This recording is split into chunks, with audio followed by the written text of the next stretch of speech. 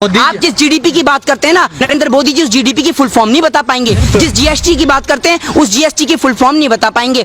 आत्मनिर्भर की बात करते हैं, आत्मनिर्भर बोलने के लिए ना अंजना ओम कश्यप की जरूरत पड़ती है, आत्मनिर्भर नहीं बोल पाते ये है। और आत्मनिर्भर बनने की बात करते हैं, डोनाल्ड ट्रंप की बात करते हैं, अपने यार की बात करते हैं, उसका नाम इनसे ठीक से लिया नहीं जाता और अपने आप को इस देश का प्रधानमंत्री बनाते हैं। मोदी जी मरने वालों की संख्या दुगनी कर रहे हैं। मोदी जी मत करिए।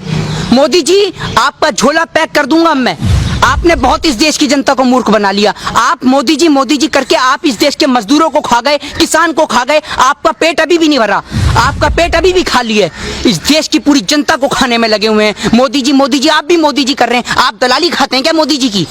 आप भी मोदी जी कर रहे हैं। प्रधानमंत्री हैं, प्रधानमंत्री पद का सम्मान करता हूं मैं, ऐसे प्रधानमंत्री का सम्मान नहीं करता। मनमोहन सिंह जी कम बोलते थे लेकिन झूठ नहीं बोलते थे। ये तो झूठ ही झूठ, झूठ पे झूठ, हद कर दी। अब बात पानी सर से ऊपर जा चुका है। आप लोगों को मरने के लिए सड़क पे छोड़ रहे हैं। आपके पास कोई सुविधा नहीं है, आपके पास पॉलिसी नहीं है। नरेंद्र मोदी जी अगर आप में दम है तो आइए, आप एक दिन मुझसे ही डिबेट करके दिखाइए। मैं आपको बताऊंगा कि आपको इस देश के बारे में क्या जानकारी है। ये देश वो है जिसके अंदर नालंदा, ताशकंद जैसी यूनिवर्सिटी है। ये देश वो देश है जिन्होंने महारानी लक्ष्मीबाई जैसी वीरांगना को पैदा करा। ये देश में आप जैसे लोगों की जरूरत नहीं है जो इस देश के नागरिकों को मरने के लिए सड़क पे छोड़ दे।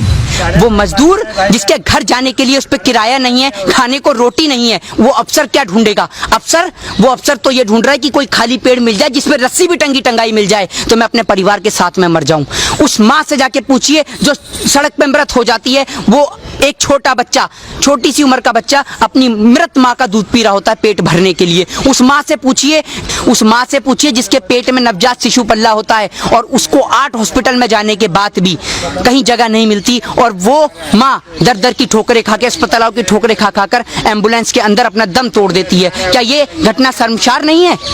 आपको भले ही शर्म ना आती हो लेकिन मेरे भी घर में माँ है तो मेरा दिल यहाँ से दुखी होता है और मेरे को शर्मिंदगी महसूस होती है कि आज हमारे देश का प्रधानमंत्री ऐसा है जो अपने व्यापारिक मित्रों की मदद कर रहा है। ऐसी स्थिति में भी वो सोच रहा है कि कैसे मैं चुनावी प्रचार करूं, कैसे मैं बिहार को अपने नाम करूं, कैसे मैं बंगाल को अपना नाम करूं।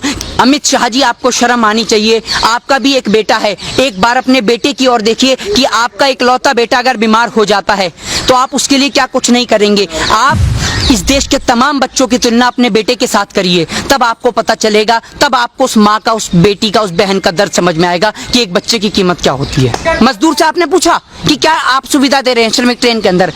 राजधानी में आप भेज नहीं रहे और राजधानी का किराया वसूल कर रहे हैं। आपको शर्म नहीं आ रही? कितनी और दलाली खाएंगे? इस देश के चौथे स्तंभ को पूरा तो जंग लगा चुके हैं, कारण इस देश का चौथा स्तंभ गिर भी जाएगा और हम लोग जिंदा हैं इस देश के चौथे स्तंभ को बचाने के लिए। हम ऐसे लोगों का कदापि साथ नहीं देंगे और तमाम लोगों से मेरा निवेदन है, जिन माँओं ने, जिन बहनों ने, जिन बेटियों ने अपने घर परिवार के सदस्यों को खोया है, उनको पता है कि दुख दर्द क्या होता है। और अब आपको और हमें, आप क्या सोच रहे हैं कश्मीर के अंदर कश्मीरी पंडित किस तरीके से मारे जा रहे हैं? आप इस हिंदुओं का वोट का सिर्फ इस्तेमाल करेंगे वोट बैंक के लिए? अब इस देश का हिंदू भी जाग चुका है, मुस्लिम भी जाग चुका है, सिख भी जाग चुका है, ईसाई भी जाग चुका है। प्रधानमंत्री जी ऑनलाइन सुविधा करते हैं कि आप इस पे कॉल कीजिए और भारतीय जनता पार्टी की सदस्यता लीजिए। तो प्रधानमंत्री जी एक नंबर जारी कर सकते थे कि पूरे देश में कहीं भी मेरे भारतवर्ष का कोई भी मजदूर परेशान है, किसी भी जाति धर्म को मानने वाला, वो इस नंबर पे कॉल करे, उसके लिए खाना और राशन पहुंचाया जाएगा। प्रधानमंत्री ये कर सकते थे। प्रधानमंत्री ये कर सकते थे कि दिल्ली के तमाम बॉर्डरों से लेकर यूपी, लखनऊ, वाराणसी, कानपुर, केरल, कर्नाटक, पश्चिम बंगाल, हरियाणा, तमाम जगह, क्योंकि प्रधानमंत्री पूरे देश का होता है, तमाम जगहों पर भारतीय जनता पार्टी वालों को और उन निक्करधारी सेवकों को खड़ा कर देते कि कहीं भी मेरे भारतवर्ष का कोई भी मजदूर पैदल जाते हुए दिखे तो उसको सुविधा कराओ आने जाने की, और अगर कोई प्यासा दिखे तो उसे पानी की सुविधा कराओ। देश के प्रधानमंत्री इतना तो कर सकते थे। अरे इस लॉकडाउन के अंदर तो इतना देखने को मिला है कि लोगों को पानी तक नसीब नहीं हुआ, भूखे और प्यासे मर गए। आप मोदी जी इतना तो करा सकते थे कि उनको घर नहीं बेच सकते तो कम से कम उनको उसी जगह पर पानी और खाना तो मुहैया करा देते। मेरे दिल को और मेरे भाइयों मजदूरों को भी बहुत खुशी मिलती। देखिए, रैली का टायर पंचर कर देगी बिहार की जनता, स्वागत के लिए तैयार हैं पुराने जूते और चप्पल, ठीक है, और जिस पे रैली पे रथ यात्रा ये करेंगे उसका पंचर करेगी बिहार की जनता। बिहार के अंदर से शुरुआत होगी भारतीय जनता पार्टी की संपूर्ण भारत से जाने की तैयारी। मोदी जी का झोला पैक हो चुका है और उस झोले को एयरपोर्ट तक मोदी जी जाना चाहेंगे फ्लाइट से तो फ्लाइट से, ट्रेन से जाना चाहेंगे तो ट्रेन से, और अगर मोदी जी पैदल जाना चाहेंगे तो पैदल। इस देश की जनता मोदी जी के झोले को पहुंचाने की तैयारी कर रही है जिस तरीके से। और मैं आपको बताऊं सबसे बेहतर है योगी आदित्यनाथ जी, जो कहते हैं कोरोना खत्म खत्म खत्म। योगी आदित्यनाथ जी के पास ऐसी पॉलिसी है कि अगर कोरोना खत्म नहीं होगा तो झट से खत्म कर देंगे। वो क्या पॉलिसी है? वो पॉलिसी ये है कि भारत का नाम बदल के न्यूजीलैंड कर देंगे। खत्म, अंधभक्त खुश कि भैया कोरोना खत्म, क्योंकि नाम ही बदल गया।